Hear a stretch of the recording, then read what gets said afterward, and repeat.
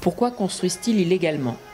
Les Égyptiens consacrent des années de leur vie à travailler pour construire une maison ou devenir propriétaires d'un appartement. Pour diverses raisons, une grande partie de ces logements a été construite en totale violation des lois régissant la construction. Ils sont désormais menacés de démolition suite à la promulgation de la loi de réconciliation. Cette situation est commune à toute l'Égypte. Une partie de ces violations a lieu sur des terres agricoles et d'autres dans les villes. Mais comment en est-on arrivé là ?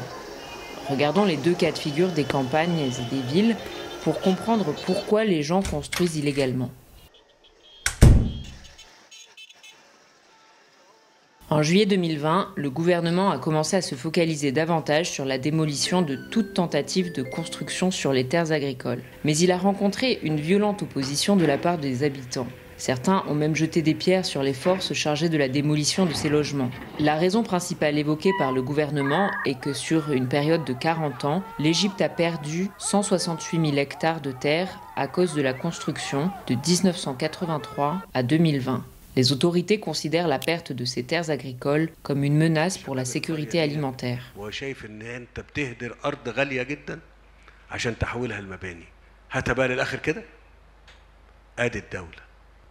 اللي انتوا شايفينه ده قريه واحده. تعالوا اتفرجوا كمان سنتين ثلاثه على ده، البيت اللي انا في جنب الحته دي هتوجد هنا 10 12 بيت.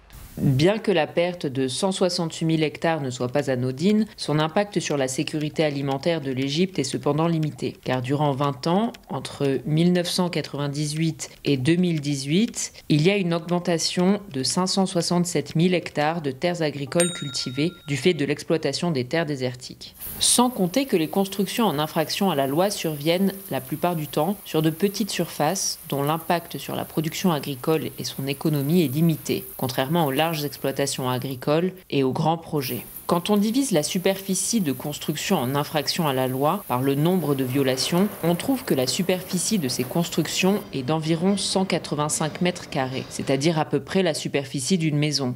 Bien, mais une question demeure. Pourquoi les gens construisent-ils sur les terres agricoles ?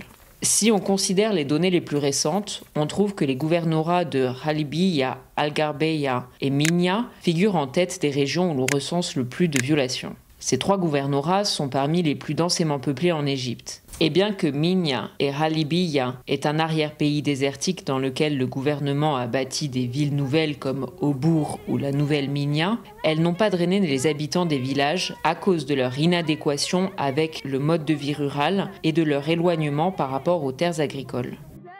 Quant au projet de construction de 400 villages dans le désert qui a commencé en 2005, seuls 37 villages ont été construits. L'échec du secteur public à fournir des logements sociaux accessibles aux personnes à faible revenu s'est étendu à l'ensemble du pays, particulièrement dans les régions rurales qui ont la plupart du temps été négligées dans les projets officiels de logement public. Aussi, lorsque les habitants des zones rurales ont construit par leurs propres moyens, certains d'entre eux se sont orientés vers les terres agricoles. Pourquoi ? Parce que les bénéfices de l'exploitation d'un petit terrain dans la vallée ou le delta du Nil sont très limités comparés aux bénéfices de l'investissement immobilier qui s'est amplifié au cours des 40 dernières années, ce qui a poussé les habitants à construire sur les terres plutôt qu'à les exploiter. Par conséquent, nous pouvons estimer que l'absence de logements décents et le faible profit généré par l'agriculture agricole ont conduit à l'augmentation de la construction sur les terres agricoles. C'est-à-dire que les gens construisent à côté de leur plantation ou de leur famille parce qu'ils ne trouvent pas d'alternative convenable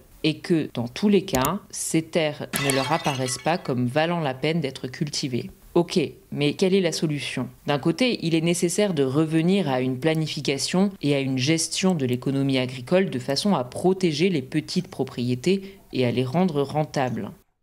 D'un autre côté, il faut changer la politique d'urbanisation des zones rurales. Dans une étude sur les politiques de planification urbaine, nombre de chercheurs en sont arrivés à la conclusion que le problème n'était pas que la vallée du Nil soit surpeuplée, mais qu'elle ne bénéficie pas d'une planification digne de ce nom. Par conséquent, ce dont nous avons besoin, c'est d'une planification qui tienne compte d'une exploitation idéale des terres disponibles dans chaque gouvernorat, selon ses particularités et sans construire sur les terres agricoles. Cela veut dire que certains gouvernorats auront besoin d'une construction verticale très dense et d'autres d'une extension de l'exploitation des terres désertiques alentour. D'autres encore d'une nouvelle répartition des habitants.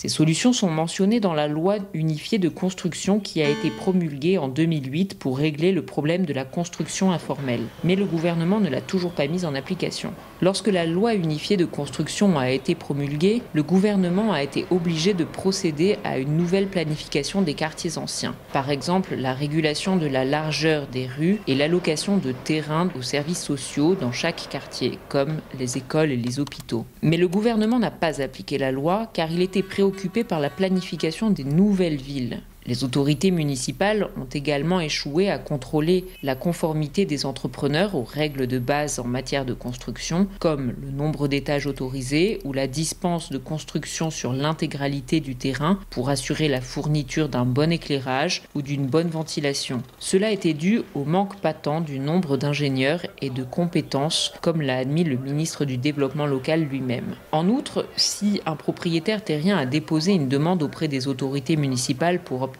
un permis de construire et qu'il n'a pas reçu de réponse dans un délai de 30 jours, la loi elle-même l'autorise à construire. Après 10 ans de négligence de la part du gouvernement par rapport à la loi unifiée de construction, le nombre de violations a atteint environ 2,8 millions. La plupart concernent le dépassement de la superficie ou de la hauteur autorisée, la démolition de constructions historiques pour élever des immeubles à la place et la transformation de garages en magasins commerciaux. Le gouvernement a tenté de gérer ces violations de diverses façons, notamment la démolition des immeubles ou l'imposition d'une amende aux contrevenants. Mais les fonctionnaires municipaux n'ont pas été requalifiés, ni les lieux eux-mêmes replanifiés. Pour tenter de pallier la solution, le président Al-Sisi a approuvé en avril 2019 la loi de réconciliation pour les violations liées à la construction. Il a accordé 6 mois aux contrevenants pour présenter des demandes de réconciliation, ce qui consiste à légaliser les violations en remplissant un document et en payant des amendes au lieu de démolir la construction. Le gouvernement s'attendait à collecter environ 5 milliards d'euros de cette démarche, mais 6 mois plus tard, il n'avait collecté qu'1,5 million. Il a plus d'une fois étendu les délais pour les dépôts des demandes. يجيب شنطه شنط الفلوس ويخش يحط الفلوس قدامكم كلكم امال ايه عايز تقنن انا معاه. En mai 2020, le gouvernement a décidé d'interdire la construction d'immeubles résidentiels privés dans les villes pour une durée de 6 mois. Les contrevenants à la décision ont été dépêchés devant le tribunal militaire.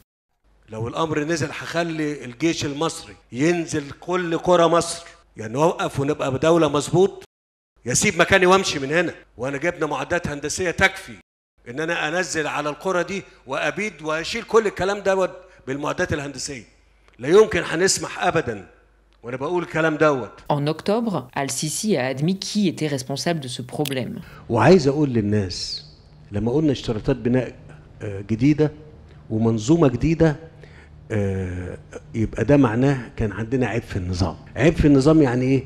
عيب في النظام خلى الدنيا كده. واقدر اقول لكم ان كتير من بلدنا بالطريقه ديت. ليه؟ لان النظام اللي كان موجود قبل كده في موضوع التنظيم البنى في مصر كان محتاج يتطور. انا بقول كلام مهذب محتاج يتطور. La solution principale à la problématique de la construction en Égypte demeure une planification urbaine durable et capable de satisfaire les besoins des citoyens dans tous les aspects de leur vie. Mais son application requiert l'existence d'autorités municipales capables de conduire le changement urbain de manière plus compétente au quotidien et qui puissent accompagner les changements de la ville et les besoins des gens en matière de logement, sans pour autant entraver l'activité de construction ni la laisser se produire de manière anarchique ou désordonnée.